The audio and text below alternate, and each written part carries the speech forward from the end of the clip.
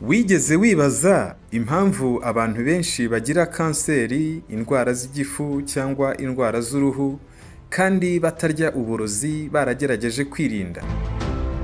Ese waba uzi ko buri munsi ushobora kuba urimo kurya uburozi buhishwe mu bikoresho byawe byo mu rugo nk'amasafuriya ndetse n'amacupa ubikamo ibyo kunywa n'ibyo gutekesha? Muri ino documentaire tugiye kurebera hamwe uko amasafuriya dutekeramo, amacupa tubikiye amavuta cyangwa se amajerekani tubikamo amazi ashobora kuba abitse bimwe mu binyabutabire bidutera indwara nk'amakanseri n'izindi. Ngiye wabateguriye kandi ugiye kubagezaho iki cyegeranyo nitwa Ntakirutimana Samuel, nkaba nkoresha Sam Start Do kuri social media platforms zanjye zose. Tuguhaye ikaze. Ibikoresho byo mu rugo byahindutse isoko y'uburozi. Amasafuriya, cookware, non-stick pans. Igihe ubushyuhe burengeje 260 degrees Celsius, Teflon itangira kurekura gaz zifite uburozi nka perfluorooctanoic acid n'izindi PFAS. Izi gaz zishobora guteza ibibazo by'umwuka, zigatuma habaho guhumeka nabi ndetse no kwiyongera kw'ingaruka za kanseri mu gihe kirekire. Aluminium cookware, amasafuriya akozwe muri aluminium. Ayo masafuriya akoze mu cyuma cya aluminium adafite coating ashobora kurekura aluminium iron mu biryo, cyane cyane igihe utekesheje amazi ashyushye cyangwa ibiryo bifite acide. Coating ni iki? Coating ni agafuniko cyangwa akantu gatwikira ku isafuriya kugira ngo karinde ko aluminium yasohoka mu isafuriya ijya mu byo utetse. Amasafuriya akozwe mu cyuma cya aluminium adafite coating ashobora kurekura aluminium ions mu biryo, cyane cyane igihe utekesheje nk'amazi ashyushye cyangwa ibiryo bifite acide nk'indimu, inyanya n'ibindi. Aluminium nyinshi ihuzwa n'indwara z'ubwonko nka Alzheimer's disease. Copper cookware, icyuma cya cuivre iyo kirekuye ibinyabutabire byinshi mu biryo bishobora gutera ibibazo by'igifu. Amacupa n'ibikoresho bya plastike.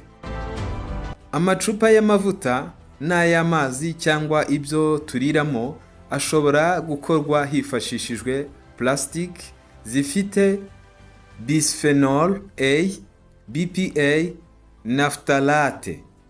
BPA ifatwa nka endocrine disruptor, itera ihungabana ry'imisemburo, ikongera ibyago byo kurwara kanseri y'ibere no mu gitsina gabo ndetse no kugira uburumbuke buke.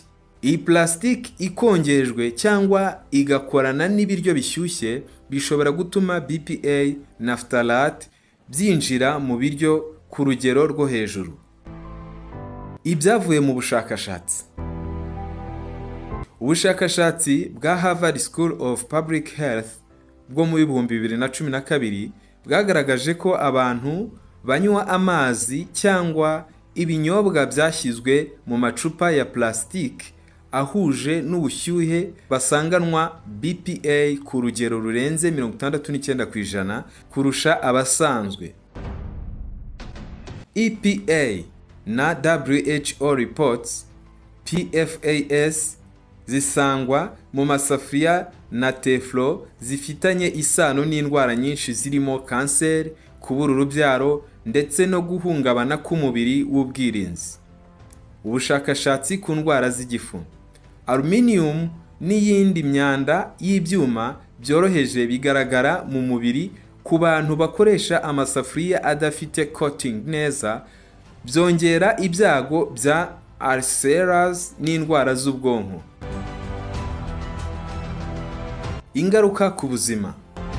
Mu gihe gito utangira kuribwa mu nda, isesemi, diare cyangwa ibibazo by'umwuka kubera gaze za Teflon. Mu gihe kirekire ushobora gukurizamo indwara nka kanseri, hormonal disruption, uburumbuke buke, indwara z'ubwonko ndetse n'indwara z'impyiko. Ese ni gute twakirinda ibi byago duterwa n'ibikoresho byo mu rugo? Gukoresha amasafuriya akoze muri stainless steel cyangwa cast iron udafite coating ya teflon. Kwirinda gushyushya ibiryo mu macupa ya plastic, ahubwo ugakoresha ibikoresho bya glass cyangwa ceramic. Kugenzura ibikoresho ukagura ibifite ikimenyetso cya BPA free. Kwirinda gukoresha amasafuriya ashaje cyangwa yasatuye coating. Coating ni ka kuma gaproteja cyangwa se karinda isafuriya yawe kuba yahura na aluminium. Uburozi buri munsi bushobora kuba buri mu isafuriya yawe cyangwa se mu macupa ubikamo amavuta cyangwa se amazi yo kunywa urimo ukoresha buri munsi. None uzabigenza ute? Uburozi bwandagaye mu bikoresho hafi ya byose dutunze mu rugo cyangwa se dukoresha. Uzakomeza urebere cyangwa uzazamura ubwirinzi? Sangiza aya makuru abandi batabashe kubona ino video kugira ngo ucungure ubuzima bwawe n'ubw'abandi.